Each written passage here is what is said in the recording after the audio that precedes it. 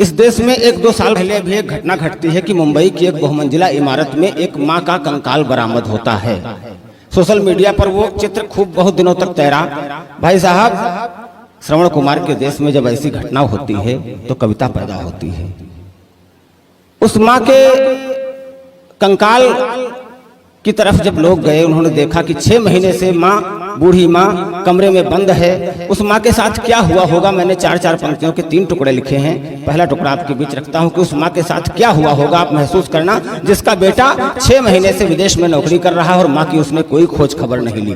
मैं पढ़ता हूँ कि किसी रात सोते सोते लकवे का दौरा पड़ा, आंख खुलती न थी परंतु खोलती रही।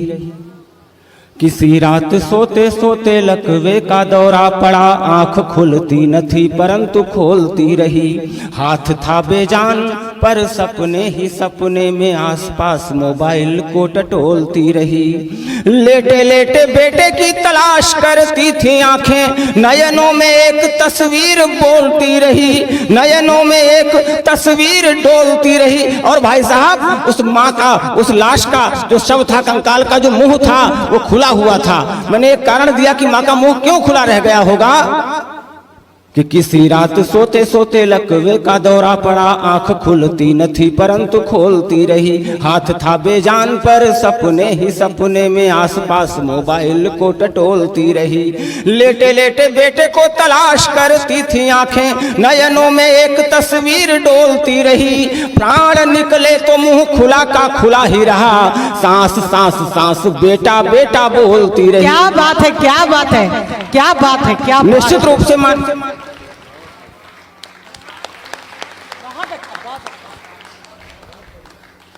निश्चित रूप से मां ने अंतिम शब्द बेटा कहा होगा। और भाई साहब, जब उस मां की गृहस्थी की तलाशी ली जाती है तो उस तलाशी में से क्या क्या सामान बरामद होता है, मैं एक सूची पढ़ता हूं आपके बीच कि छोटे, एकमात्र बेटा था उस मां का वो, कि छोटे छोटे स्वेटर थे फूलों की बुनाई वाले, छोटे छोटे स्वेटर थे फूलों की बुनाई वाले, टोपियों के छोटे छोटे कोन मां सहेजे थे।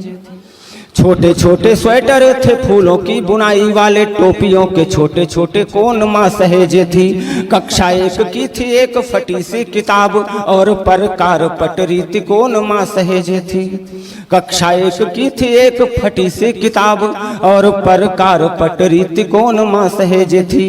कंचे और कागज के राकेट तुड़े मुड़े थे, साथ में खिलौने वाला फोन मां सहेजे थी। और आएगा जो बेटा तो वो नजर उतार लेगी पोटली में राई और लोन मां सहेजे। बहुत अच्छा, बहुत अच्छा, बहुत अच्छा, बहुत अच्छा।